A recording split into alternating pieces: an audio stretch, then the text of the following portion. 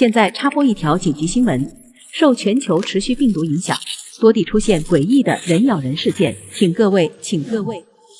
当恐怖肆虐，怪物横行，当全球异变，丧尸如潮，我却觉醒了唯一天赋——死亡掌控传说中的恐怖列车，召唤亡灵部件改造车体，吞噬死亡能量升级车厢。当所有人在末世的恐惧中瑟瑟发抖时，我却可以驾驶列车将一切恐怖碾碎，因为我就是驯服这些机械的死亡列车长。我叫陆离。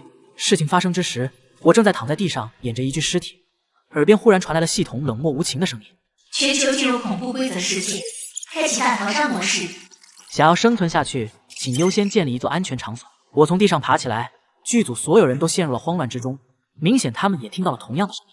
恐怖降临时，所有人会根据当前状态赋予特殊异能。我连忙集中精神打开了自己的属性面板。姓名：陆离，等级100%，年龄22，力量10，速度10，防御10，免疫10，综合战力评分5。战斗力5，我忍不住自嘲笑了一下。不过我本身也只是一个普通人，被判定为战五渣也没什么好抱怨。准备时间即将结束，欢迎来到恐怖列车。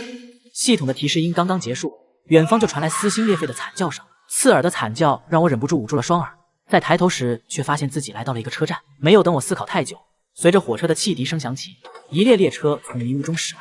列车没有车头，列车的窗户上沾满了血手印和污秽，仿佛曾经有人拼命想从里面逃出来一样。我想要逃跑，却发现脚被死死地钉在站台上。我只能眼睁睁地看着列车在我的身边停下，车门开启，涌出一团腥臭的黑雾将我包裹。黑雾散去之时，我已经站在了血迹斑斑的列车之中。聊天频道已开启，当前频道恐怖列车，玩家可自由发言。一个聊天框的面板出现我的面前，下一秒，无数的消息就开始刷屏。兄弟们上车了吗？卧槽，这太他妈恐怖了！我们赶紧聚集起来吧。一个人我害怕，别说了，我也害怕。有没有大佬带带我？我看着聊天频道内那些毫无意义的废话，脸色苍白。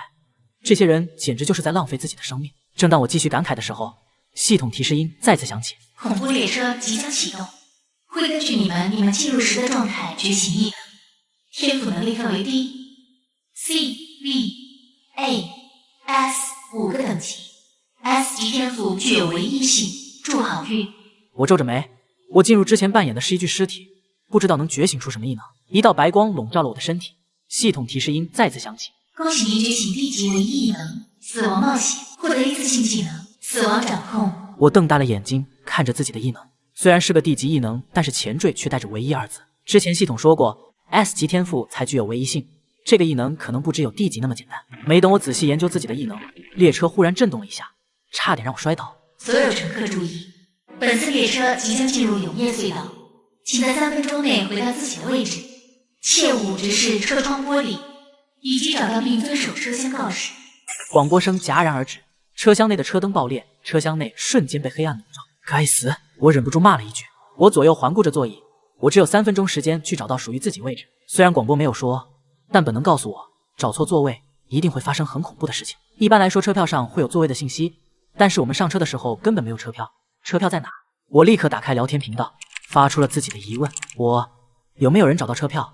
有没有人有车票？聊天频道依旧是无用的信息在刷屏，但在这些无用的信息中，我一眼锁定了一个漂亮女人头像，她好像在回答我的问题。漂亮女人，车厢的墙壁上有你要找的东西。我将目光转移到了车厢的铁皮上，果然找到一张指示图。指示图内镶嵌着一黑一红2个颜色的车票，红的还是黑的。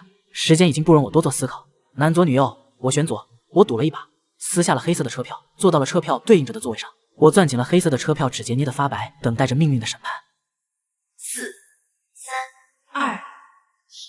随着倒计时结束，我睁开眼睛，面色潮红，呼吸粗重。我赌对了。死亡冒险经验值加10，110%。我长出了一口气，强忍着打开系统面板，查看刚刚的异能提醒。异能：死亡冒险，效果：当生命值低于10%时，可主动触发假死状态。每当经历一次生死后，可以获得经验值。经验值可以用来强化身体素质。备注：此异能可进化，进化后可获得特殊技能奖励。我经验只有10点，该优先加点什么属性才能活下去？思考一番后，我决定优先升级速度和免疫力，毕竟升级了速度以后更好逃跑，而免疫力则是为了预防受伤后的感染，增加存活率。随着10点经验被我投入属性面板，数值变化的同时，我感觉到了身体的变化。此时我的身体十分轻盈，甚至五感都比之前更清晰了一些。我将全部的注意力放在了四周，在这种环境下，任何的分心和送死没有什么区别。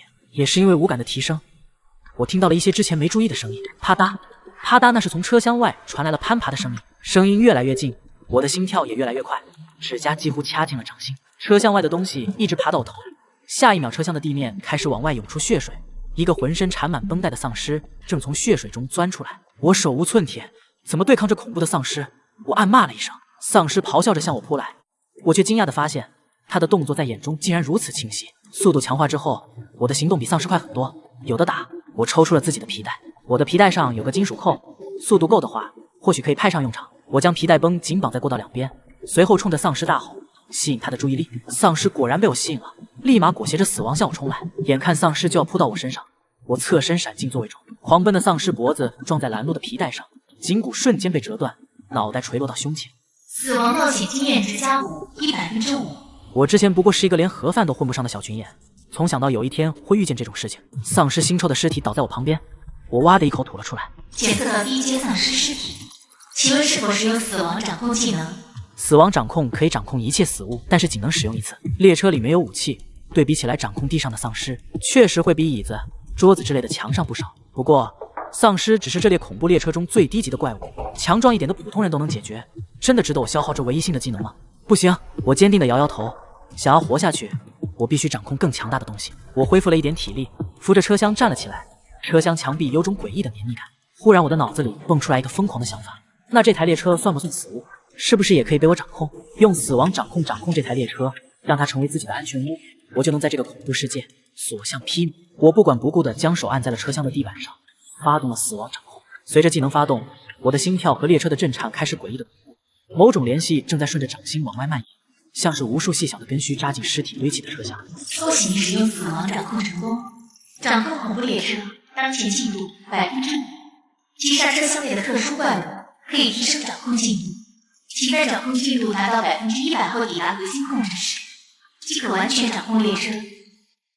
我的猜想是可行的，我激动了起来。只要能彻底掌控这辆恐怖列车，我在这个世界的生命便能多一份保障。现在我的首要任务就是完成恐怖列车掌控进度，以及前往核心控制室。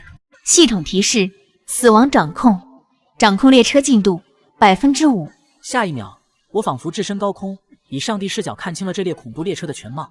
它像一具巨大的骸骨，肋骨撑起车顶拱梁，尾椎骨延伸成铁轨，眼窝处嵌着2颗正在融化的列车灯，就这么压着自身骨头轰鸣前进。更令人心惊的是，骸骨胸腔里悬挂着上千个玻璃罐，每个罐子里都漂浮着一张人头，其中竟有我的脸。连续2次生死考验让我迅速镇定，抬手拍拍脸便专注于当下，必须尽快提升掌控度，找到核心控制室。5%的掌控权让我能看清车厢内的分布。这列车比想象中庞大，被分割成无数格子，每个格子都有4扇门，里面要么是人，要么是丧尸。我在格子间搜寻前往车头的安全路线，同时留意到车厢内散落着武器。距离我最近的是3把格子外座椅上的锈迹杀猪刀。没有犹豫，我立刻出发。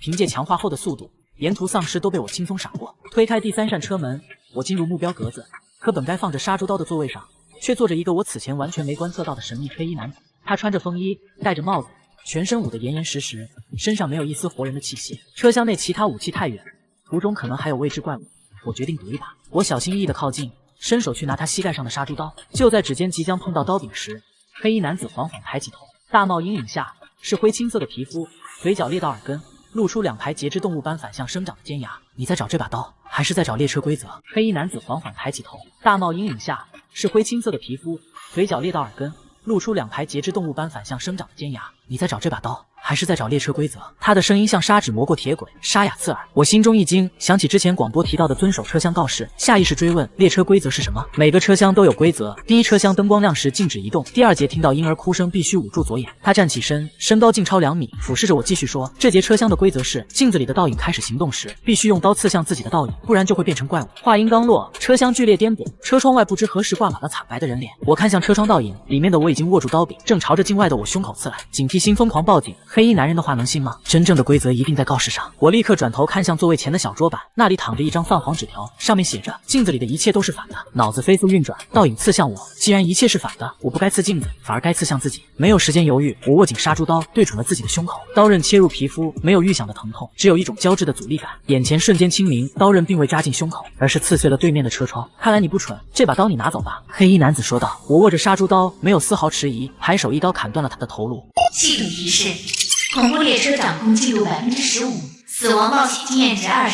果然和我想的一样，面前的这个我无法关注的黑衣男不是怪物，而是列车的一部分。他虽然样子可怕，却只是欺骗我自杀，并没有办法对我造成伤害。看着增加恐怖列车掌控进度，我嘴角挑起一抹笑意，目的达到了，甚至超额完成。至于死亡冒险经验，应该是我将刀刺向自己胸口上获得的。这种濒临死亡的感觉，如果不是实在没办法，我实在是不想再提。获得的经验值，我还是分配到了速度和免疫力。现在我的综合战力已经达到了普通人的2倍，速度和免疫力更是常人的3倍。现在普通的丧尸根本碰不到我，再加上手里的杀猪刀，我击杀这些丧尸简直如同砍瓜切菜。我终于获得了在车厢内自由穿梭权。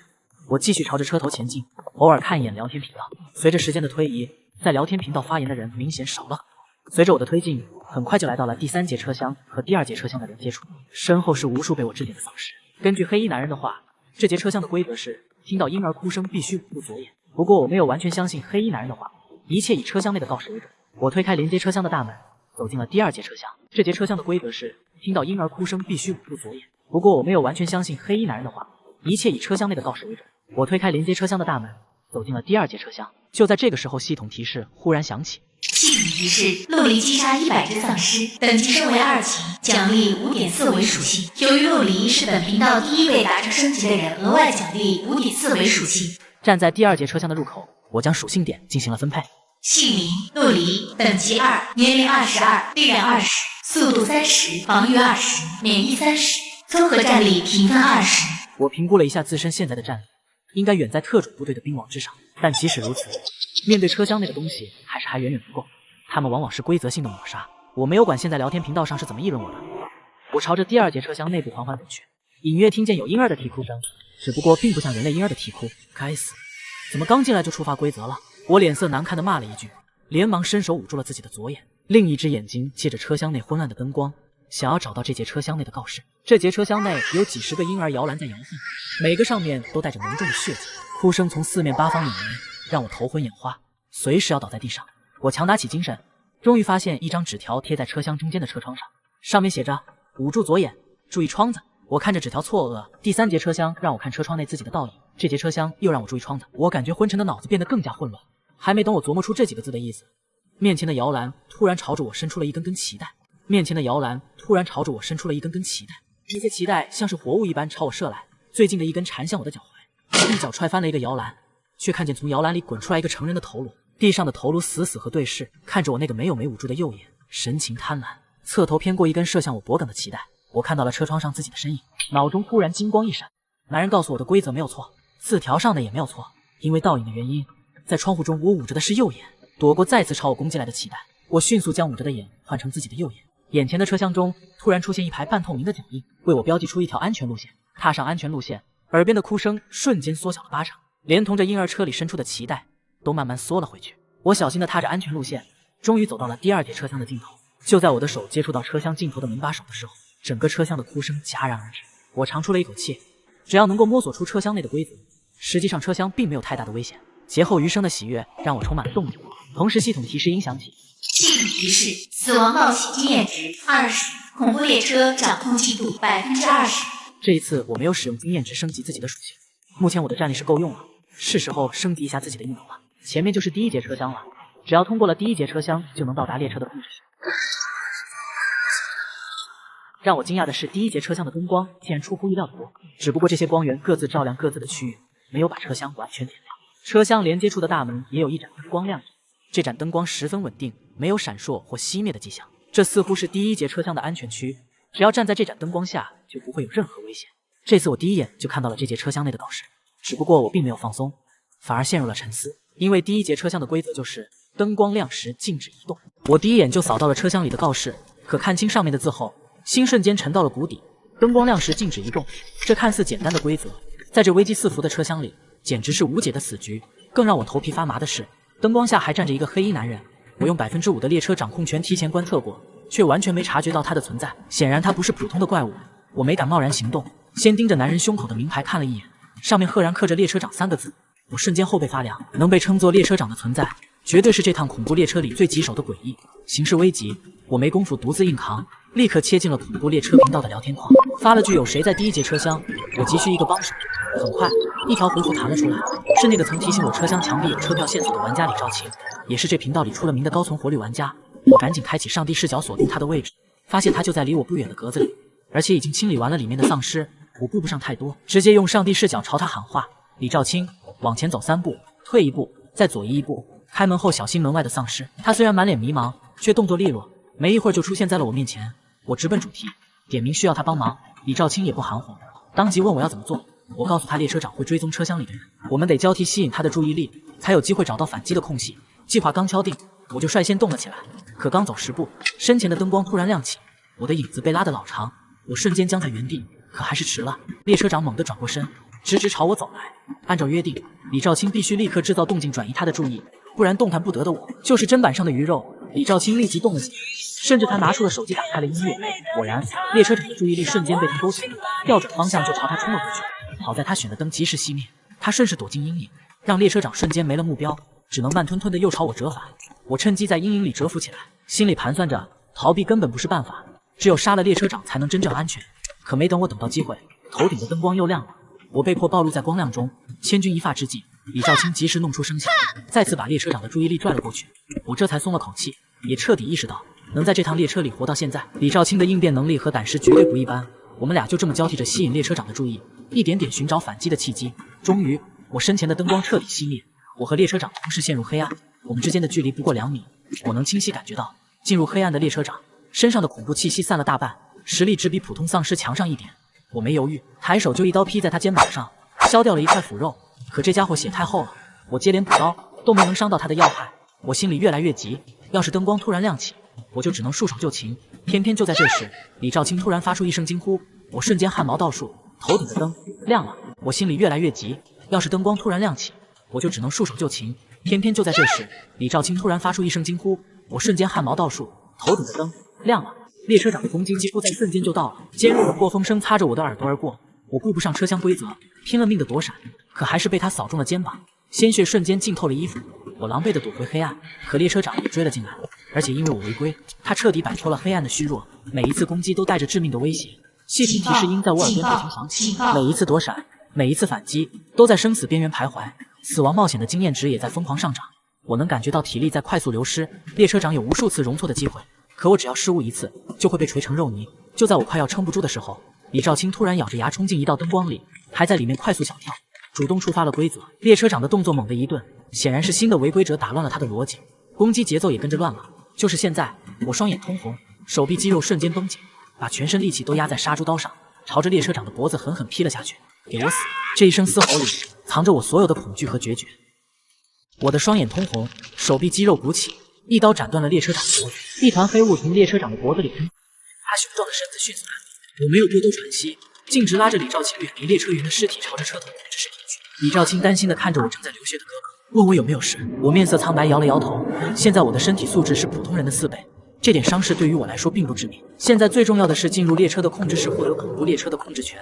至于治疗，那就是之后的事情了。经过这次生死搏杀，死亡冒险的经验值一跃来到了50点，列车的掌控度也达到了30%。达到30%的掌控度后，我对车上人的分布、怪物的分布以及一些特殊物品的分布看得更清晰。只不过只有30%的掌控度还不足以让我在这列恐怖列车上绝对安全。李兆清见我不愿意多说什么，也没有在意，他撕开自己的袖口给我包扎伤口。包扎完后，李兆清开口问我接下来怎么办。我指着前面的控制室，对着李兆清说，那里就是列车的控制室，我们可以试着让车停下来，然后让人下车。我没有对李兆清透露自己可以控制列车，但是我的计划李兆清也挑不出什么毛病，毕竟列车上几乎没有安全的地方，下车之后会有更多的空间和可能。李兆清什么没说，只是偷偷打量着我的侧脸，他一定对我十分好奇，好奇我为什么知道那么多别人不知道的东西。我身上带着伤，招呼李兆清开门，同时也是试探一下李兆清一番。李兆清没有说什么，他的指尖接触到控制室门把手之后，门上忽然渗出了鲜血，像是门在哭泣一般，密密麻麻的血珠，每一颗上都倒影着李兆清惊恐的脸。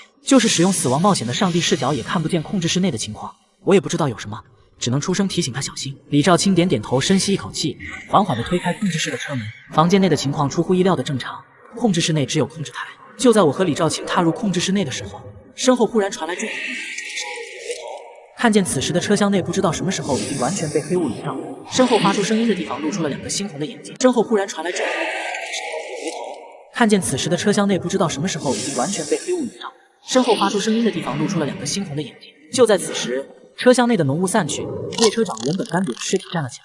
一辆缩小的列车出现在了列车长头的位置，微缩的列车像是直接从列车长的身体里跑出来的，沾满了血迹，如蛇一般在空中狂舞。列车的车头像极了扭曲的五刀，甚至还冲着我们2人在狞笑。列车中的列车，我神色骇然，李兆清更是双眼惊恐，显然是被列车长的变化吓坏了。眼看复活的列车长就要朝着我们2个人冲过来，我快速关上控制室的门。门关上的瞬间，就听见了重物撞击的巨大响声，门的表面也被撞击的往内凹陷了一块。不过车门的质量足够好，能够抵挡住列车长的撞击。门外甚至还传来了喷咬的听的人一阵牙酸。我和李兆清赶紧远离了控制室的门，稍微镇定了一会，门外也没有了动静。我用上帝视角看到列车长已经离开了第1车厢，李兆清几乎崩溃，蹲在角落，疯狂地咒骂着这个世界。我能理解他的感受，刚刚的画面确实过于冲击心灵。如果不是这么多次的濒死体验，我应该比他也好不了多少。但我也没有俯身安慰他的想法，而是将目光放在了操作台上。掌控列车才是现在的头等大事。虽然还没办法完全掌控列车，但通过操作台，或许我也能完成一些简单的操作。但是任由我怎么按动按钮、拉动拉杆，恐怖列车却始终没有任何反应。该死！难道一定要先获得100%的控制权才行？我心中一恼，抽出杀猪刀一刀砍在了操作台上。没想到这几乎自暴自弃的操作，竟然有了意想不到的效果。被劈了一刀的操作台发出了尖锐的爆鸣声，锈刀的刀刃砍在操作台上，操作台竟如同血肉一般被斩出一道深深的伤口，里面甚至能够看到骨骼。就在操作台爆鸣的同时，整列火车突然发出尖锐的气压释放声，像是无数个阀门同时打开，聊天频道也在瞬间刷屏。怎么回事？格子消失了，好多丧尸！该死！到底发生了什么？我能通过上帝视角看到，所有被分隔在透明格子里的幸存者都露出了惊恐的表情，而那些游荡的丧尸和低阶怪物也变得疯狂地攻击着视线内的所有幸存者。我抓起控制台旁那个耳朵形状的对讲机，直觉告诉我，这应该是列车的广播终端。对讲机的金属外壳沾满暗红色血迹，触感黏腻，像是某种生物的器官。各位注意列车上的告示，那是活着的关键。我的声音通过列车的广播系统传遍了每一节车厢。还有，尽量杀死丧尸和怪物，那些都是提升经验等级的关键。幸存者们议论纷纷，猜测着我的身份和播音的方式。同在车厢的李兆清也终于缓了过来，震惊问我做了什么。我放下对讲机，指尖的血迹还在往下滴，语气淡漠的回应：我取消了格子，让大家能够碰面，并且告诉了他们获取经验等级的方法。至于我做了什么，你不用知道，告诉你也没用，这是实话。列车的操控权限与我的死亡掌控技能绑定，就算我把操作方法告诉他，他也掌控不了恐怖列车。这需要掌控死物的异能作为钥匙。李兆清盯着我，眼神复杂，最后只能摇摇头，感叹看不懂我。也是此时，我肩膀伤口流下的血，顺着手臂滴落在控制台的金属表面上，滴落的血珠竟没有散开，反而凝聚成一个个微型齿轮，顺着缝隙缓缓转动，像是在咬合某种无形的机械。恭喜您掌控恐怖列车核心，获得恐怖列车部分控制权，掌控进度达到100%后，将彻底掌控恐怖列车。我心中狂喜，狠狠握紧了拳头，不枉我拼命也要到列车控制室来。我立刻下令查看幸存者状态。列车的控制台的显示屏亮起，调出了监控画面。我看着屏幕，瞳孔微缩。第3节车厢里，一个少年正徒手拆解丧尸，他的拳头砸在丧尸头颅上时，皮肤下会亮起蓝色脉络，像是接通了高压电流。被他击杀的丧尸都会变得如同焦炭一般。餐车那边，一个孕妇用冰撑起一道屏障，拖住了坠落的吊灯。她的腹部在幽光中忽大忽小，仿佛孕育着不止一个生命。李兆清在一旁喃喃自语，目光却总往操作台飘，显然在猜我的异能。我攥紧了袖刀，他应变能力远超普通幸存者，他的异能至今没暴露，不得不防。好在我们之间只隔着2步距离，以我4倍于常人的速度，只要他有任何异动，我能在1秒钟内用袖刀割开他的脖颈。他突然递来瓶明开的矿泉水，问我要不要喝。我的睫毛颤动了一下，掌心的袖刀又握紧了几分，开口让他先喝。李兆清挑眉，没有犹豫，仰头灌了半瓶。他把剩下的水递给我，说自己被传送之前还在工业化里，习惯随身带水。他试探地问我来这之前是做什么的。我接过矿泉水，仰头把剩下的一饮而尽，自嘲着说自己之前只是剧组里演尸体的底层龙套。李兆清眉头微蹙，清澈眼眸里浮起一层疑惑。我知道他在想什么。他把剩下的水递给我，说自己被传送之前还在工业化里，习惯随身带水。他试探地问我来这之前是做什么的。我接过矿泉水，仰头把剩下的一饮而尽，自嘲着说自己之前只是剧组里演尸体的底层龙套。李兆清眉头微蹙，清澈眼眸里浮起一层疑惑。我知道他在想什么。演尸体这种底层龙套确实和现在手握袖刀、掌控列车的我格格不入。可惜这末世里，过去的职业、身份全是狗屁，能活下去的资本才怪。我斜倚在操作台上，开始闭目养神，恢复体力。只是左手依旧死死攥着袖刀。李兆清目光频频飘向控制室紧闭的铁门，清秀面庞上凝着一丝不忍，询问我：既然能进行广播，又能看见这些丧尸的位置，那多提醒幸存者怪物的位置，就可以有更多人活下去。我猛地扭头，眼底翻涌着不加掩饰的冷漠，开口质问他：也是从丧尸堆里杀出来的，怎么还这么天真？我能告知规则和升级途径已是仁至义尽，末世里善意换不来同等回报。我若暴露更多，只会成别人眼中的肥羊。我肩头的伤口因情绪激动再次崩裂，鲜血染红了操作台。李兆清被我的气势震慑，后退半步，眼神闪烁不定。远处传来丧尸指甲刮擦金属的刺耳，像无数把钝锯在切割耳膜。我警告李兆清，最好早点丢掉那些天真的想法，否则他一定死得很惨。李兆清垂在身侧的手攥成了拳头，没有反驳，显然是听进去了。我转身看向控制台，心里清楚，在这充满怪异的末世里，没有道德，没有法律，没有任何东西能约束人的善恶。末世里没人能靠善意存活，唯有攥紧力量，才能掌控自己的命运。我看着李兆清，这个离级异能者不算愚蠢，甚至颇为聪慧。他心里清楚我说的是实话，只是还需要时间转变思想。我没再多留意他的反应，目光全落在了列车上幸存的人们身上。能从尸山血海里活下来的，没一个简单角色，必须万分警惕。好在有列车监控，能让我提前观察他们的一举一动。他们对抗丧尸时的能力也暴露无遗，方便我做好准备。很快，我锁定了11个重点关注对象，他们杀丧尸的速度快得惊人，堪比砍瓜切菜。有些场面甚至像抗日神剧里的徒手撕敌。凭直觉判断，其中10个是 B 级异能者，剩下那个至少是 A 级，也是最危险的存在。那个 A 级异能者的身形格外诡异，在黑暗中时隐时现，丧尸根本碰不到他。他不用靠近就能击杀丧尸，像是有远程攻击手段，轻松就能砍掉丧尸脑袋。我虽有超越常人4倍的身体素质，但遇上这种异能，跑得快，力气大也无济于事。观察许久后，我发现了关键，他的异能有5米长度限制。即便如此，列车上没有枪械，我暂时也只能躲避，等后续掌控权提升再做打算。这些高等级异能者里，第3节车厢的 B 级鬼手异能者张亮格外显眼。他没只顾着杀丧尸，反而站在过道中央大喊，召集幸存者抱团。很快，他身边就聚集了5、6个幸存者，之后又通过指挥小弟救援，把人数扩充到了10人，形成了一个小型团体。其他高等级异能者也或多或少在做着类似收拢人心、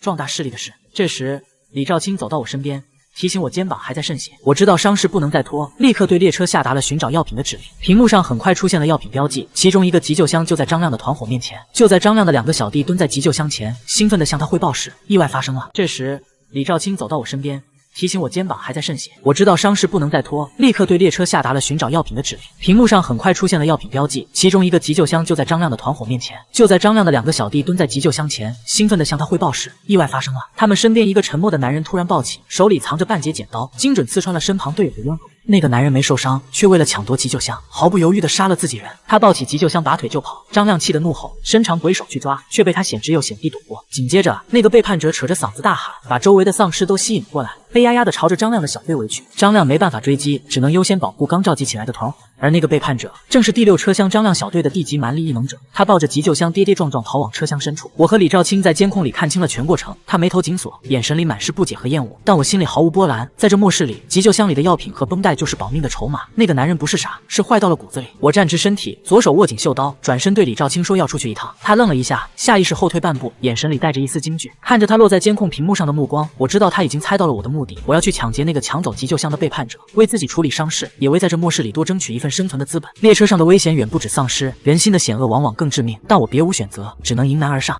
我必须拿到那个被抢走的急救箱。我的肩膀还在渗血，伤势不能再拖。通过上帝视角，我清楚看到抢走急救箱的人藏在第3节车厢，他是个地级蛮力异能者，为了急救箱杀了自己的队友，十足的背叛者。推开控制室大门，我踏入昏暗的车厢，地面凝固的血迹下，丧尸的嘶吼隐约传来，但列车长正被另一支小队吸引，这是我行动的最佳时机。凭借4倍于常人的速度，我轻松穿过2节车厢，避开零星丧尸，径直找到了躲在座椅后的背叛者。他一见到我，立刻装出可怜兮兮的模样，说自己只是地级异能者，恳求我帮忙。我心里满是厌恶，却顺着他的戏码演了下去，故意装作虚弱，艰难地解决掉被声音吸引来的2只丧尸，还晃了晃渗血的肩膀，伪装成断手无力的样子。兄弟，我也是幸存者，咱们一起逃。我踉跄着靠近，他眼睛一亮，死死盯着我左手的袖刀，显然起了贪念。就在我伸手要拉他的瞬间，他突然抽出腰间的半截剪刀，朝着我的咽喉刺。我早有准备，手腕翻转，袖刀寒光一闪，直接划破了他的喉咙。他捂着脖子，嘴里发出咯咯的声响，不甘心的倒在地上。我捡起掉落的急救箱和半截剪刀，那剪刀还算锋利，正好当备用武器。回到控制室，李兆清正乖乖站在原地，没碰任何设备。他看到我手里的急救箱，满脸惊疑。我没解释太多，当场撕开急救箱包装，里面没有药品和绷带，只有一瓶装着诡异液体的透明水瓶，标注着内服2字。李兆清劝我别喝，说这更显毒药，但列车上的规则本就诡异，有用的东西从不会按常理出牌。我拧开瓶盖，一缕铁锈味的白雾飘出，转瞬散开，没有丝毫迟疑。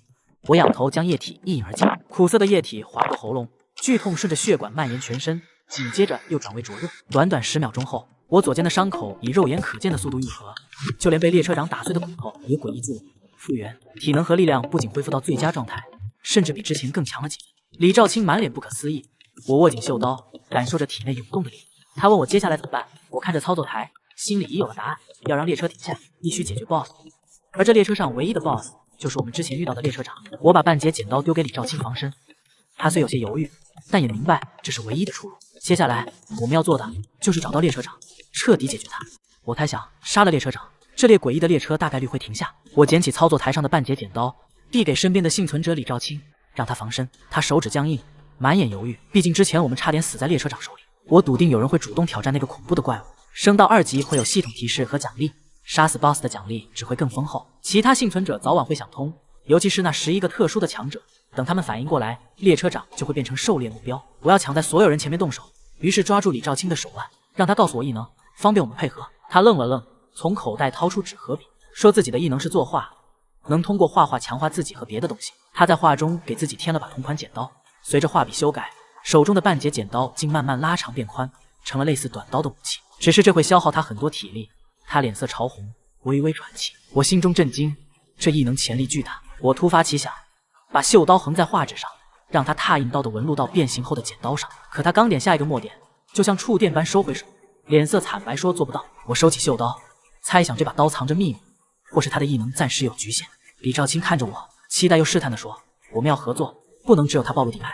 我松开他的手，握着袖刀告诉他，我的异能是死亡掌控，身体素质是普通人的4倍。我们之间建立起了初步的信任。他还是有些担忧，毕竟4倍身体素质面对变异的列车长确实不够。但我们是人类，智慧才是最大的底牌。我的计划是驱虎吞狼，用其他幸存者消耗列车长，车轮战拖垮他，最后我们补刀。我能通过列车掌控权感知所有人和列车长的位置，这个计划完全可行。他想明白了，列车不停，所有幸存者都活不下来。我推开门，冷风裹挟着气息涌进来。接下来我们不用正面战斗，只需引导列车长前往不同的幸存者团体。这场冒险我们只能一条道走到黑。我是陆离，此刻正攥着李兆清的手腕，车厢里黑得彻底，面对面都看不清轮廓，但凭着列车掌控权给的视野，我能带着他在人群和丧尸间避开麻烦。我突然想起他的异能，问出口，你的作画能让东西动起来吗？李兆清说可以，就是不能离太远。我赶紧从口袋摸出张卫生纸，折成青蛙的样子。李兆清立刻懂了，拿纸笔快速画起来。下一秒，我手里的纸青蛙就活了，跳上我的肩膀，看着它蹦跶，我松了口气，这样安全多了。我们一路穿车厢，有的空无一人，有的藏着丧尸，偶尔能碰到抱团的幸存者。直到第5节车厢门口，我停了下来。列车长和一个小队在第4节。我压低声音，目光扫向第3节车厢。第3节有支厉害的队伍，我得把列车长引过去，里面的人撑不了多久了。话音刚落，我就转了门把手，车门刚开到缝，一股腐臭热浪就涌过来。我赶紧把李兆清往后拽，一道黑影擦着门框撞在对面车厢壁上，划出几道伤。借着幽绿的应急灯，我看清了列车长，人的五官长在列车头颅上，变形又怪异。他在第5节里横冲直撞，但动作慢。李兆清一把纸青蛙丢了出去。黑暗里的怪物视力差，对声音却敏感。纸青蛙一落地就发出震耳的蛙鸣，纸青蛙一落地就发出震耳的蛙鸣，比铁轨摩擦声还大。我拉着李兆清朝反方向跑，那列车长果然嘶吼着飞向青蛙，冲进了第3节车厢。车厢里立刻乱了套，很快有人喊起来：“我是张彤，B 级钢铁肌肉异能者，听我指挥！”所有人联手。张彤这话很管用，幸存者们马上有了章法。张彤自己更是冲在最前面，发动异能后，他一下子长到3米高，浑身肌肉虬结，皮肤硬得像钢铁。他挥着巨臂砸向列车长，拳头砸得对方身体凹陷，腐肉翻出黑土。可没等我们反应，那凹陷处就又补了回来。列车长的利爪还刺穿了张彤的肩膀。张彤闷哼一声，硬把肩膀扯出来，退了2步，还在喊着组织反击。我在暗处看着，他力气比我大得多，但这种物理攻击对付列车长的自愈能力根本不够。就在这时，一束火光突然亮起，精准砸中列车长。他发出刺耳的尖叫，像老旧列车的鸣笛，脚下还突然伸出断铁轨，直冲向火光来处。我看过去，火光旁站着个男人，是 C 级异能者宋松，他脸色白得像纸。铁轨撞过来，宋松立刻又丢出个火球，火焰在铁轨上炸开，却没拦住他。列车长顺着铁轨朝他冲去，宋松嘶吼着求救，腿却像被定住了一样动不了。绝望笼罩着宋松，可没人回应他的祈祷，就连觉醒 B 级钢铁肌肉异能的张彤，刚才那一拳显然吓破了胆，缩在一旁根本不敢插手，全然忘了若不是宋松的火球吸引了列车长的注意力，现在死的可能就是他。绝望的宋松只能一次次凝聚火球砸向列车长，可火光虽能灼伤列车长的腐肉之躯，却根本无法阻止他的前进。身边的李兆清下意识想冲出去，我立刻攥紧他的手腕，低声警告他别忘了我们的计划。脸色苍白的宋松扔出最后一个火球，列车长身后爆发出数根生锈的铁轨，瞬间将他贯穿。张彤眼见宋松惨死，大喊一声撤退，朝着前面的车厢狂奔。我也拽着李兆清跟上。1号车厢的规则对列车长有特殊强化，所以2号车厢就是我们最后的退路，必须在那里解决列车长。区域频道里突然炸开了锅，张彤的求救信息赫然在目。原本待在2号车厢的幸存者瞬间暴怒，频道里满是谩骂。我和李兆清躲在车厢连接处，听着频道里的争执，只觉可笑。都到生死关头了，他们还有心思互相推诿。我冷静观察着局势，3号车厢总共藏着4位 B 级异能者，张彤、张亮，还有另外一男一女。听到张彤的求救，沉默许久的张亮突然在西北角出声号召，瞬间成了凝聚幸存者的旗帜。暗里很快传来众人往那边聚集的动静。我暗自思考着，从之前开始张亮就一直表现得很活跃，而那双泛着青黑色雾气的鬼手显然和张彤单纯的肉身强悍不同，就是不知道你的鬼手能不能挡住列车长的冲击。张亮的大喊是一把双刃剑，不仅能够吸引幸存者，也吸引了列车长的注意力。面对袭来的列车长，张亮终于不再招呼小弟，而是自己一马当先。他的双臂在黑暗中浮现出狰狞的青黑色脉络，宛如2条缠绕的活物。鬼手猛地挥向列车长，直接穿透了列车长的腐肉之躯，在他腐烂的胸腔里狠狠搅动，随即一捧黑血喷涌而出。我双眼死死盯着张亮的双手，心中竟生出一丝觊觎。这双鬼手的穿透力，正是对付列车长这种自愈能力强悍的怪物所需要的。张亮的小弟们立刻大吼大叫，为他伤到列车长的婚。可被激怒的列车长愈发狂暴，无数条铁轨从他背后伸出，瞬间铺满整个3号车厢。列车长就在这无数条铁轨间高速移动，张亮的攻击速度根本跟不上。下一秒，地上的铁轨像地刺般从地板下骤然突刺而出，瞬间刺穿了好几名幸存者。突如其来的变故让所有人瞬间噤声，只剩下压抑的恐惧。一个年长的男人突然提醒大家，这种怪物和丧尸一样依靠声音辨位，可话音未落就被一根尖锐的铁轨刺穿，钉在墙壁上。有人承受不住恐惧大吼，转眼便被列车长撞成碎片。剩下的人都死死捂住嘴，连呼吸都不敢大声。但列车长显然不打算放过任何人，在车厢里无差别野蛮突进。李兆清的指尖几乎掐进我的手臂，身体止不住发抖。我反而比平时更冷静，轻轻拍了拍他的手，在他耳边坚定地说：“我们一定会赢。”应急灯忽明忽暗，列车长挥动利爪的影子投在墙上，像畸形的巨型昆虫在蠕动。两起惨剧后，所有幸存者都静了声，捂着嘴小心翼翼呼吸，生怕被这头怪物锁定。我是陆离，此刻正小心拉着同伴李兆清在车厢里穿行，肉眼虽看不见列车长，但凭着全知视野，我总能精准避开他的路线，一步步潜伏到车厢西北角。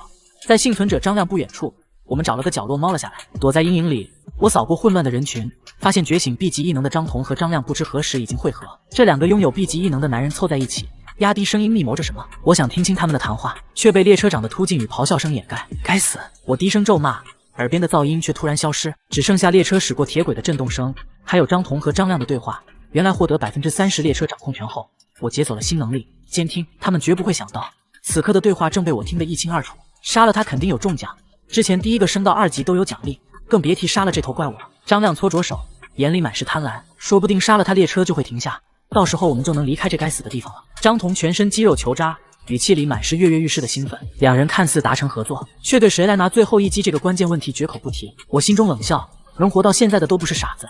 击杀列车长的奖励太过诱人，哪怕他再恐怖，也总有人愿意铤而走险。突然，张亮提高了声音，丝毫不怕被列车长察觉。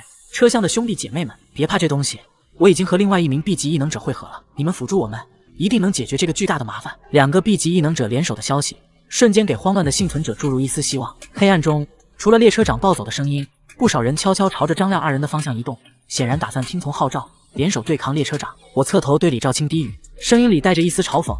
到了需要牺牲的时候，大部分人的做法都是一样的，保住自己的利益，牺牲其他人罢了。果然，张亮的声音刚落，列车长就立刻锁定了他的位置，庞大的身躯带着破风的呼啸，径直冲了过去。车厢里的空气瞬间凝固，新一轮的危机已然降临。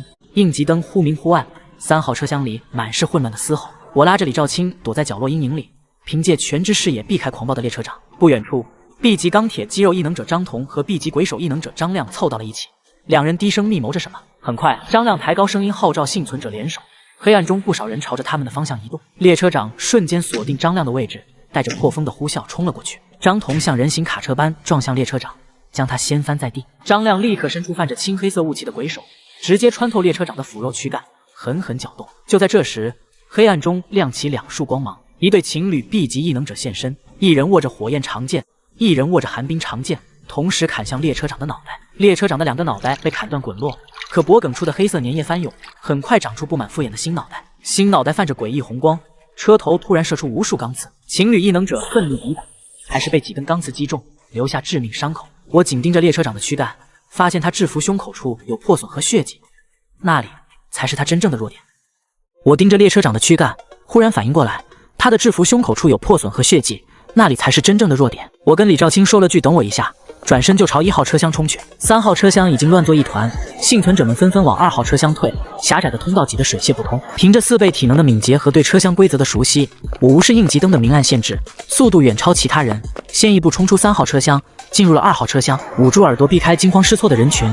我一路疾驰，直奔1号车厢与驾驶室连接的大门。刚靠近，就听见2道惊讶的声音，门口站着2个试图撬动控制室大门的男人，他们想打开控制室停下列车逃生。高瘦男人上下打量我，问我躲在哪，怎么一直没看见。矮胖男人补充说，他们正想办法进控制室找逃生路，还下意识挡在门前，不想让我靠近。我看他们眼底藏着贪婪和紧张，语气平淡地告诉他们，进去也没用，这列车不是普通人能控制的，想让他停下得解决列车长。3号车厢正有怪物大闹。高瘦男人搓着手，露出畏惧的样子，说这种事该让强者来做，他们只求找条逃生路。我心里暗自戒备，他们能在混乱中冲到这里，绝非表面看起来那么简单，说不定也隐藏着异能。我提醒他们，控制室的门需要特定权限，普通人根本打不开，强行撬动只会引来列车长。高瘦男人脸色微变，急促地问我是不是试过。我冷笑一声，让他们别做无用功，最安全的是回2号车厢等别人解决列车长。2人对视一眼，下一秒，矮胖男人突然抽出短刀朝我刺来，嘶吼着让我说出开门的方法。我刚冲进2号车厢，就撞见2个男人正围着控制室大门摆弄，他们一个高瘦一个矮胖，眼神里藏着紧张和贪婪，显然是想撬开大门寻找逃生路。应急灯忽明忽暗，照亮他们紧绷的动作。我提醒他们控制室需要特定权限，强行撬动只会引来危险，可2人根本不听。矮胖男人突然抽出短刀，朝着我猛刺过来。我全身肌肉瞬间发力，4倍于常人的战力爆发，速度飙升到普通人的5倍。身影一闪，袖刀带着风声划过高瘦男人的脖颈，鲜血瞬间渗出。矮胖男人满脸错愕，还没反应过来，我借势翻转身体，袖刀劈下，重创了他的手臂。凄厉的惨叫声中，应急灯骤然亮起，映出满地狼藉。他捂着流血的肩窝，质问我为何动手。我淡淡回应，他腰间的异能波动早已暴露了杀心。他慌忙求饶，说愿意放弃控制室，立刻离开。可我清楚，一旦让他逃走，等他治好伤变强，迟早会回来报复。应急灯再次熄灭的瞬间，我气进他身前，袖刀刺入要害。他突然抱起，想用仅剩的手臂抱住我同归于尽。我侧身避开，手腕发力，彻底终结了他。2具尸体倒在控制室门外，温热的液体漫过我的鞋底。若他们未曾起杀心，我未必会痛下杀手。只是这末世里，贪婪终究让他们自寻死路。我收起袖刀，目光投向控制室大门。接下来该继续完成我的计划了。我侧身避开他的撞击，手腕猛地发力，袖刀再深入几分，彻底绞碎了这觊觎控制室的幸存者的心脏。他的身体软软垂下，2具尸体并排倒在控制室门外，温热的鲜血漫过我的鞋底。推开通往控制室的门，我直奔角落里的铁皮柜。打开柜门，一件染着干和血迹的旧制服静静躺着，款式和那恐怖的列车长身上的一模一样，胸前挂着一块空白名牌。我抓起制服套在身上，刚拉上拉链，系统的提示音突然炸响。他说，列车管理员不能同时存在2个，击杀任意一个，恐怖列车就能停靠站台，还能获得丰厚奖励。铁轨震颤得越来越剧烈，车厢开始疯狂摇晃。我想脱下制服，却发现它像长在了皮肤上，纹丝不动。低头一看，空白名牌上正缓缓浮现出我的名字，陆离。我暗骂一声，原本想靠制服摸清列车长的弱点，没想到反倒成了人人喊打的目标。对那些幸存者来说，杀我这个新晋列车长显然比挑战那头强悍的列车长容易得多。系统又一次重复提示，击杀任意一个列车长就能让列车停靠。我用力撕扯制服，却只感到勒得生疼。还好刚才没放过那个断臂的幸存者，不然我的身份现在可能已经暴露。但事情也不是毫无转机，除了这2具尸体，没人知道我在哪。信息差就是我现在最大的武器。既然木已成舟，不如将计就计，继续执行驱虎吞狼的计划。只要解决掉那头真正的列车长，我就是这台列车唯一的管理员，所有危机都会迎刃而解。我深吸一口气，压下心中的焦躁，握紧手中的袖刀。控制室门外是混乱的车厢和虎视眈眈的幸存者，前方是那头恐怖的列车长。这场博弈才刚刚开始。我深吸一口气，推开了控制室的大门。身上的列车长大衣虽然我成了众矢之的，却能让我无视所有车厢规则，这对我的计划至关重要。下一秒，系统提示响彻所有人耳畔，新列车长已出现。区域频道瞬间炸开，满是抱怨。这时，白云，一个心思敏锐的玩家发来消息：2个列车长未必都是怪物。仔细看提示内容，我立刻识破他的算计。他想筛选聪明人来狩猎我，让其他人牵制幽灵列车长，借刀杀人，减少竞争者。我集中精神，感知到他正坐在6号车厢里。我转身砍断第1节车厢的告示，这里没有规则束缚，成了我的绝对退路。大衣款式太容易暴露，我必须尽快赶到3号车厢。穿过告示完好的2号车厢，我没敢触碰，连续破坏只会引火烧身。推开通往3号车厢的门，混乱的声响和特殊气味扑面而来。黑暗中，李兆清，一个担忧我的玩家，认出了我，说我这样太危险。我告诉他，我有打算。频道里，白云又补了一句：注意观察规则。我咬牙，他这是逼着我和幽灵列车长正面冲突。我的精神一直锁定着白云，他在6号车厢不停询问过往玩家情况，想编织信息网精准定位我。确认后面车厢无异常后，他终于起身朝着3号车厢赶来。他身后还跟着一个疑似 A 级异能者的玩家，目光锐利如鹰。3号车厢依旧混乱，部分人退到了2号车厢，剩下的还在和幽灵列车长，一个难以对付的存在死磕。我握紧袖刀，肩头的大衣既是负担，也是铠甲。白云的算计， A 级异能者的威胁，幽灵列车长的存在，所有危机都汇聚在这节车厢，而我正是这场风暴的中心。幽灵列车长在混乱中穿梭，每声鸣笛都伴着惊呼，人多没扭转局面，反倒让他愈发疯狂。黑暗里，白云静坐隐藏，其他人也都按兵不动，没人愿意过早暴露能力，只想坐收渔利。我埋进角落阴影，列车长大衣和车厢壁融为一体，目光死死锁定刚踏入3号车厢的白云。他一直在找我，想借混乱消耗各方实力，再靠别人除掉我这个人形列车长。这里的规则已经摸清，人多对我威胁太大。我抓着同伴李兆清，压低声音部署计划。他点头，立刻在区域频道发消息：第3节车厢太危险了，先逃吧。这句话像诱饵，白云和那个头发遮脸、独眼的 A 级异能者瞬间有了反应。白云目光骤然锐利，像鲨鱼般穿过人群朝我们逼近。那个 A 级异能者也动了，无形力场推开挡路的人，独眼闪烁冷光，压迫感让人窒息。记住，别让他靠近5米。我再次叮嘱李兆清，他心脏狂跳，猛地朝2号车厢冲去，可以成为最显眼的目标。他甩开我的手，关上连接门争取时间。A 级异能者紧随其后拽门追出，白云也快步跟上，路过时还对我道了声谢谢。看着他们远去的背影，我冷笑一声。前2节车厢的规则，我和李兆清早就摸清了。2号车厢不会给他带来任何麻烦，他只要逃到1号车厢的控制室就能避险。白云等人一走，不少人跟风追击，3号车厢瞬间空了大半，只剩下浓重的气味和仍在狂暴的幽灵列车长。那些不明情况的人还在和列车长纠缠，却不知道真正的机会已经到了我手里。我握紧袖刀，全身肌肉绷紧，目光锁定那个飞人的身影，所有干扰都已清除。接下来该解决这台列车真正的麻烦。3号车厢骤然空荡，幽灵列车长的嘶吼与幸存者的惨叫愈发刺耳。我如雕像般融进车厢壁，目光穿透修罗场，精准锁定那个疯狂收割生命的扭曲身影。白云与 A 级异能者被引开，这是解决真正威胁的唯一机会。我借着阴影与翻倒的座椅为掩护，轻手轻脚地朝着幽灵列车长靠近。列车长正将一名反抗者撕成2半，布满血管的背部毫无防备。我全身力量瞬间爆发，从长椅后窜出，所有杀意都凝在袖刀上。世界里只剩他后心那块暗红搏动的心脏。5米、3米、1米，幽灵列车长以违反生理的角度转头，空洞眼窝迸发平躺位移。但此时我已出招，我早已从列车长大衣的血迹识破他伪装的头颅弱点假象，右臂如毒蛇捅性，袖刀精准刺入他后心弱点。沉闷的撕裂声响起，我拧动刀刃扩大伤口，借着拔刀的力道迅速退回阴影里。幽灵列车长发出地狱般的尖叫，身躯抽搐崩塌，残破躯体跪倒垮塌，化作蒸发的黑色粘稠液体。3号车厢死寂，仅存的幸存者呆若木鸡，纷纷猜测是 A 级异能者出手。我缓了口气，目光落在怪物消散处，一枚刻着繁复纹路的暗银色古朴钥匙静静躺在那里。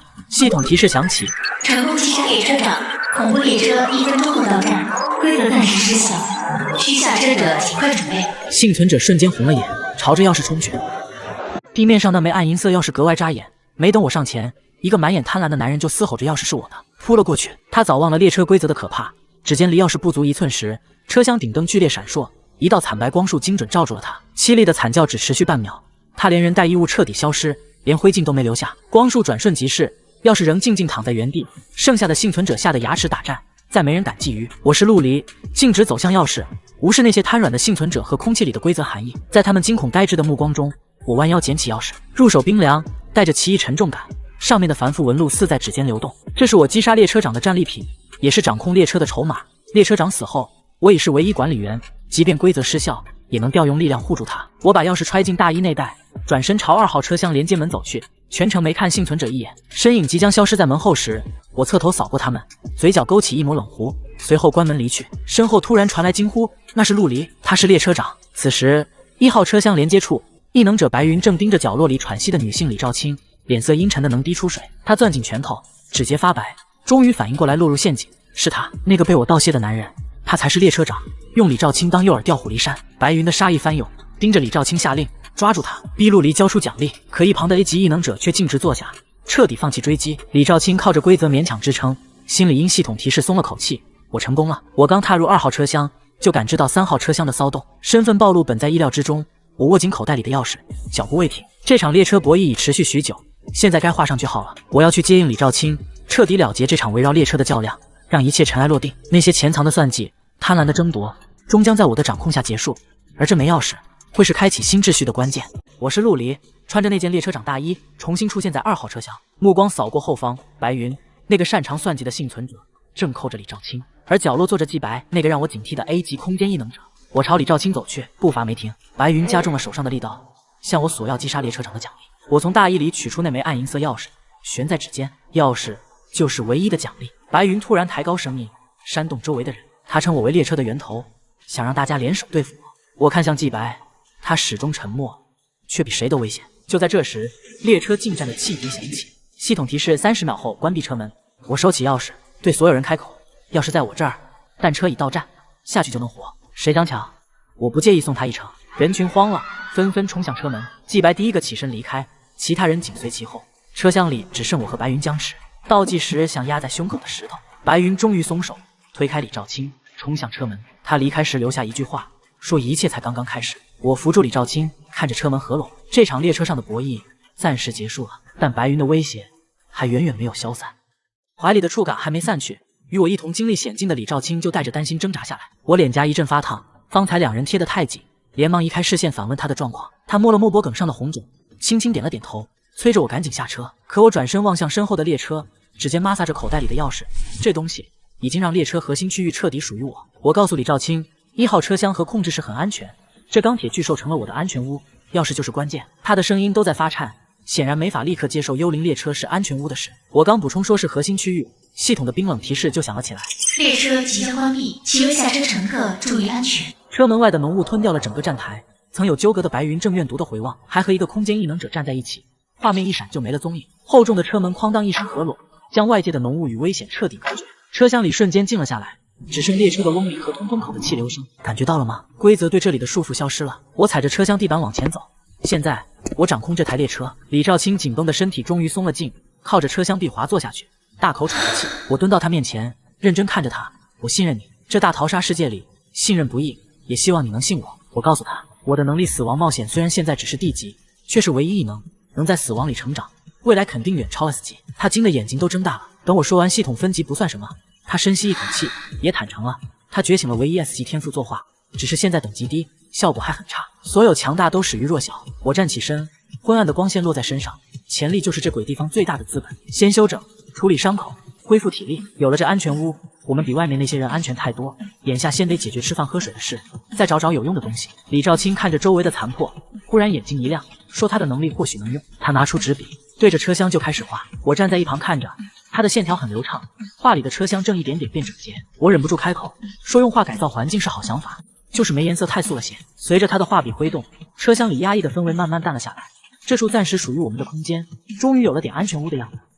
我清理完车厢，趁机查看自身状态，等级升到3级，力量加到30，综合战力是普通人的6倍，死亡冒险经验还在积攒，就等进化到 C 级。我的生死盟友李兆清是 S 级作画异能者，正拿着纸笔改造车厢，用素描线条盖住血迹裂痕，让这处安全屋少了些压抑。列车的能源储备已经见底，还需要恐惧之源当燃料，否则安全屋会失效。我们必须下车寻找。推开列车门，血红色浓雾扑面而来，曾经的城市只剩扭曲的钢筋骨架，街道被瓦砾和废弃车辆堵塞，空气中满是腐臭。远处隐约传来拖沓的脚步声和低吼。我和李兆清压低声音前行，想找便利店补充吃喝。转过街角，一家被洗劫过半的便利店出现在眼前，可巷子里突然出来4个丧尸，他们皮肤青灰，眼球浑浊，拖着破烂衣物蹒跚游荡。李兆清主动尝试用画笔快速勾勒丧尸，还在画中添了几道指向巷子的阴影。现实里的丧尸果然顿了顿，调转方向朝巷子深处走去。我们趁机冲进便利店，我在倒塌货架下找到几罐午餐肉罐头，李兆清摸到几瓶矿泉水，还意外发现一批画笔颜料。有了这些，他的异能会更逼真。刚装满背包准备离开，四面八方突然响起刺耳嘶吼，被引开的丧尸变得狂暴，街道上无数丧尸像黑潮般朝我们扑来。我拉着李兆清猛跑，必须尽快找到安全的躲避之处。我是陆离， C 级唯一异能死亡冒险持有者，恐怖列车起名号掌控者。李兆清是我的生死盟友，觉醒了 S 级唯一异能作画。我们要进便利店补充物资，门口有几只丧尸挡路。李兆清拿出速写本和炭笔，快速勾勒丧尸的侧影，还在画里添了指向巷子的阴影。现实里的丧尸真的转向，拖沓着朝巷子走去。趁着空隙，我们像猎豹一样冲进便利店，店里一片狼藉。我在倒塌的货架下找到几罐午餐肉罐头，李兆清摸到了几瓶矿泉水，还意外发现一批画笔颜料。他说有了这些，他的作画会更逼真。我们装满背包准备离开，刚踏出便利店，四面八方突然响起刺耳嘶吼，被引开的丧尸变得狂暴，猩红眼珠锁定我们。街道上无数丧尸也像黑潮般涌来。我甩给李兆清一把消防斧让他防身，他指着一处银行残骸，那里有半掩的金属闸门，瓦砾形成了狭窄通道。我爆发速度，在尸潮合围前冲过去，把李兆清甩进门内，反手只留一道缝隙。第一波丧尸扑到门口抓闹门板，我砍倒一只，告诉李兆清这里适合刷经验，让他来守。李兆清用画笔加固门口，提着消防斧接替我。狭窄的入口成了死亡漏斗，很快污血染了地面。他喘着气说经验在涨，每倒下一只丧尸，脑海里就有提示，动作越来越干脆。我在一旁戒备，目光扫向远处，隐约察觉到更恐怖的存在，握紧了手中的袖刀。我是陆离，我的同伴李兆清刚用消防斧砍下一只丧尸头颅。街道深处突然传来一声沉闷如巨骨的咆哮，这声音盖过了所有丧尸的嘶吼，连空气都在震颤。堵在门口的丧尸尸体和瓦砾突然向内爆开，一个比普通丧尸高大近1倍，皮肤青灰如岩石的巨尸出现在入口，猩红的双眼扫视着金库。巨尸咆哮着挥出巨拳，直砸李兆清。我瞳孔骤缩，一把推开他，自己侧身翻滚躲开。水泥地面龟裂下陷，碎石飞溅。李兆清躲过了致命一击，却被碎石擦伤。一只普通丧尸趁机扑向他，李兆清格挡时，消防斧被打落，胸口挨了一爪。我怒吼着把袖刀当作飞刀掷出，贯穿丧尸头颅钉在墙上。可这全力一击让我门户大开，巨尸的巨掌横扫而来，我交叉双臂格挡，瞬间被撞得倒飞出去，狠狠砸在金属墙壁上，鲜血喷出，双臂软垂，我受了重创。李兆清惊恐地叫着我的名字，我撑着身体一拳砸向巨尸小腿，硬生生砸出凹陷，朝他喊道：“你先走，这里我施展不开。”回头用区域频道联系。我拿回袖刀砍翻周围的丧尸，为他开辟出逃生路。上一次他当诱饵，这次换我吸引注意力，也算是投桃报李。李兆清说了句：“你小心，我会找到你的。”身影便消失在瓦砾堆后。面对再次碾压而来的巨尸，我爆发出野兽般的嘶吼，不退反进，右拳灌注残余的力量，狠狠轰向巨尸受伤的小腿。骨裂声响起，巨尸单膝跪地，他无视剧痛，单腿撑地撞向我。数吨重的金属闸门被撞得向内荡开，巨尸因惯性磕在闸门上，陷入僵直。我抓住机会从阴影中抱起，双手反握袖刀，对准他脖颈与肩膀的脆弱连接处狠狠刺入。巨尸发出极致的惨嚎，疯狂扭动着把我甩飞。我全身骨头像要裂开，鲜血狂涌，却死死盯着他。巨尸的挣扎越来越无力，黑红色的血液喷涌而出。10几秒后，他的身躯一僵，猩红的眼珠渐渐暗淡，轰然倒塌。我瘫倒在地，视线模糊，却清楚地知道这场死战我赢了。巨尸倒下后，我瘫在墙角，连动根手指的力气都没了。周围的丧尸像嗅到气味的野兽，从各个角落涌来，嘶吼着围向我。我强撑着抓起背包，喷了口血，朝着同伴李兆清离去的方向追去。动作扯得全身剧痛，双臂和胸腹疼得厉害，眼前直冒金星。凭着6倍于常人的体质，我连滚带爬闯进一座废弃大厦，找了间带锁的房间反锁，用半崩锅挡住大门，靠在墙上滑坐下。冰冷的地板压不住体内的灼痛与虚弱，每呼吸一次都扯着胸腔，视野边缘发黑。门外传来密集的抓闹声、嘶吼声，尸臭透过门板渗进来。我试着召唤安全屋，可恐怖列车因能源耗尽毫无反应，生命值低于10%，触发了假死提示。我苦笑一声，挣扎着摸背包里的食物，手指颤抖着拉开拉链，抓起罐头砸向金属柜角。罐头变形后，我顾不上划破的手指，贪婪的挤汁液入口，又咬开瓶盖大口灌水。冰冷的水和食物勉强凝聚了一丝精神。我喘着气靠在墙上，突然发现死亡冒险经验值已达110-100。进化，我毫不犹豫选择进化。体内一股力量爆开，提示音接连响起。觉醒 C 级天赋死亡冒险，加速触发条件调整为生命值30%以下，获得被动技能细胞修复，可修复伤势，解锁独命轮盘。暖流在体内流淌，撕裂的肌肉，断裂的血管传来麻痒，衰竭感渐渐驱散，手臂手指终于能微微屈伸，但细胞修复速度缓慢。门外丧尸撞击越来越猛烈，文件柜被撞得向后滑动，门板开裂，腐臭的手臂从缝隙中挤进来。时间紧迫，我看着脑海中闪烁红光的赌命轮盘，嘴角勾起冷笑。门外的死亡嘶吼逼近，体内修复速度远不及破门速度，想要活命，只能赌一把大的。我眼神锐利，做好了赌命的准备。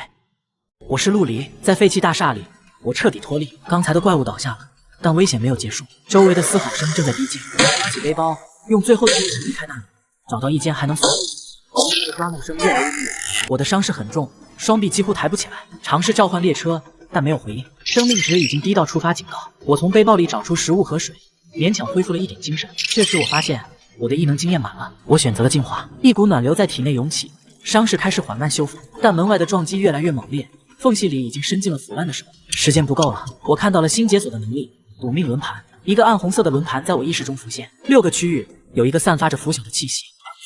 轮盘转动，一股灼热的力量瞬间充斥全身，伤势还在，但力量暴涨。推开障碍，冲出房间，那些靠近我的东西立刻被逼退。我朝着楼顶跑去，身后是扭曲的嘶吼，天台的门在身后关上。我躺在地上，终于能喘一口气，体内的灼烧感还在持续，但我知道暂时安全了。我试图联系李兆清，我的盟友，但信息石沉大海。这时我注意到区域频道已经变了，这里叫做死亡小镇，幸存者更多，信息刷得飞快。夜幕正在降临，我躺在逐渐昏暗的天台上，感受着身体缓慢修复。这场逃亡还没有结束，而新的规则已经开始了。5小时的煎熬终于熬出了头，细胞修复的麻痒刺痛与盐狱焚尽的灼烧感交织，直到提示音响起，生命值恢复至80%。天光已染上不祥昏黄，我挣扎着坐起，胸腹撕裂伤愈合77888，足以支撑大幅度动作。观察频道5小时，我摸清关键信息：小镇被迷雾环绕，踏出边界会被黑色触手卷走。分为东南西北中5区，皆有恐怖存在，丧尸与巨尸会定时狂暴，持续15到30分钟，1万人已锐减至5000余。天黑在即，我需尽快唤醒恐怖列车避险。幸运找到完好的背包，我直奔开阔地。沟通列车后，一节车厢加车头突兀出现，仅10米长，如同中大型汽车。踏入车厢，里面是李兆清布置的场景。第1节车厢后仍有关联门可通往后续车厢。窗外最后一缕天光消失，暗红血月缓缓爬上夜空，绝对黑暗瞬间淹没小镇。一声穿透云霄的交炸响，丧尸狂潮爆发，沉闷撞击声如同铁锤在车厢外壁，尖锐抓挠声仿佛千百金属爪撕扯车皮，车厢剧烈摇晃。金属表面凹陷出触目惊心的凸痕。我疑惑前往控制室，却见各项指标正常，装甲从73%降至72%，损耗很慢，显然丧尸攻击难以突破防御。但夜间丧尸力量至少是白天的3倍，战斗力约20点，远超普通人类。车厢已被丧尸围满，撞击声震耳欲聋，更有巨尸与未知怪物的身影在黑暗中晃动。我握紧袖刀，安全无防御稳步，但红月之下的危机远未结束。这些强化后的怪物与潜藏的未知威胁，仍在考验着这处临时避难所。红月爬上天际。黑暗瞬间吞掉整个死亡小镇，区域频道里全是求救信息。东区小楼要塌，西区有能看破隐秘的高速猎手，南区停车场快守不住，北区有钻地怪物，中心广场只是尸潮转移的目标。有人总结，红月让丧尸3项属性翻3倍，狂暴可能持续整夜，新怪物不断冒出来，活着的人已经少了一半。我盯着列车面板，外面2只巨尸还在疯狂，装甲每10分钟掉1%，现在只剩67%，天亮前还能撑住，但得赶紧找修复的办法。放弃出去杀巨尸的念头，我把目光投向2号车厢的3个隐藏空间，补充了点食物，激活赌命轮盘备，还设好了预险就封锁车厢门的预案，然后走向2号车厢。车厢里死寂一片，之前的尸体不见了。第1个隐藏空间在座椅下，我伸手摸出块银白色金属残片，没系统提示，暂时不知道用处。第2个空间在车厢尾部，刚靠近就闻到淡淡的腐蚀性气味，打开的瞬间，几只指甲泛绿光的小型怪物窜出来，并有一滴疼死。空间里躺着枚暗红色结晶，入手温热。这应该就是列车需要的恐惧之源。最后一个隐藏空间在车厢上方，红月之下到处是危险，但想要活下去，只能往前冲。我深吸一口气，纵身跃起，准备揭开它的秘密。我掂量着手中的金属残片，沉重且边缘锋利，却没收到任何系统提示，随手丢在1号车厢便不再理会。深吸一口气，确认脑海里的赌命轮盘处于待激发状态，朝着车顶的第2个隐藏空间跃了过去。刚踏入空间，浓烈的机油与铁锈混合气息扑面而来，光线格外微弱。车厢中央躺着一张泛黄草图，我小心翼翼靠近，指尖刚触碰到，纸张就化作白光涌入脑海。获得恐怖列车基础建造图纸。系统提示响起，信息流随之展开。装甲修复基础需要铁锭、钢锭和少量恐惧之源，每单位材料能修复1%装甲，其余模块暂未解锁。这正是对抗装甲损耗的关键。我心中满是狂喜，正要继续探索下一个区域，一阵强烈的心悸突然袭来，仿佛再往前一步就会陷入致命危险。我思索片刻，转身回到第1节车厢。探索不急，当下最要紧的是找回李兆清。我在区域频道发送信息，李兆清，看到留言速回。我在列车安全屋，坐标大致在小镇西北废墟区。消息发出后，频道依旧沉寂，偶尔几条消息也只是关于物资交换或求救，压根没有李兆清的踪迹。我压下担忧，他的 S 级天赋虽暂时弱小，但求生欲极强，或许只是暂时被困，没法查看频道。收拾好背包，我再次走出列车，将它缩小收存。这次的目标很明确，搜集更多金属材料与恐惧之源，同时打探李兆清的消息。沿着废墟街道前行，零星的丧尸看到我便疯狂扑来，都被我顺利解决。袖刀划过的瞬间，死亡冒险经验值缓慢增长，部分丧尸体内还会爆出微量恐惧之源，虽数量稀少，却能积少成多。行至小镇西北侧的废弃工业区，这里钢筋水泥的残骸更多，金属废料堆积如山。我正弯腰捡拾一根粗壮的钢梁，远处突然传来隐约的金属撞击声。不是怪物的嘶吼，更像是人为敲击。我瞬间警觉，握紧袖刀，借着断壁残垣的掩护悄悄靠近。声音来自工业区深处的一座大型仓库，外墙被废弃的集装箱和钢板加固，拼成了简易防御工事。几个穿着破烂衣物、手持钢管或砍刀的人影在工事顶端巡逻，目光警惕地扫视着周围的废墟。当我靠近到100米范围时，一个巡逻者发现了我，猛地举起信号枪，红色信号弹划破天空，发出尖锐呼啸。工事内传来急促呼喊，几道人影迅速围拢到防御工事边缘，手中武器对准了我。我停下脚步，缓缓举起双手示意没有敌意，目光快速扫视这处临时据点。仓库大门紧闭，防御工事虽简陋却布置合理，顶端还架设着几具改装过的弩箭，显然是长期经营的人类聚集地。这时我注意到据点外墙上用白色涂料写着一行歪歪扭扭的字：幸存者营地，非异能者勿入，危险自负。心中一动，这里或许有李兆清的消息，即便没有，也能了解小镇更多情况，换取所需材料。我深吸一口气，朝着防御工事走去，脚步沉稳，既不卑微也无挑衅之意。据点顶端的巡逻者依旧警惕，高声喝问我的身份与异能等级。我抬头回应：陆离， C 级以上异能者，寻找同伴，也想交换一些金属材料。话音刚落，防御工事的侧门缓缓打开一条缝隙，一个穿着黑色夹克、眼神锐利的中年男人走了出来，身后跟着2名手持武器的护卫。他便是这处幸存者营地的领主强平。我站在原地，目光平静地与强平对视。我心里清楚，这处人类聚集地或许会成为我在死亡小镇的新转折点，也可能藏着李兆清的线索。列车的修复、恐惧之源的搜集，还有接下来的生存之路，似乎都将与这处营地紧密相连。我握紧手中的袖刀，静静等待着后续的发展，只盼能在这里找到有用的信息，早日与李兆清重逢。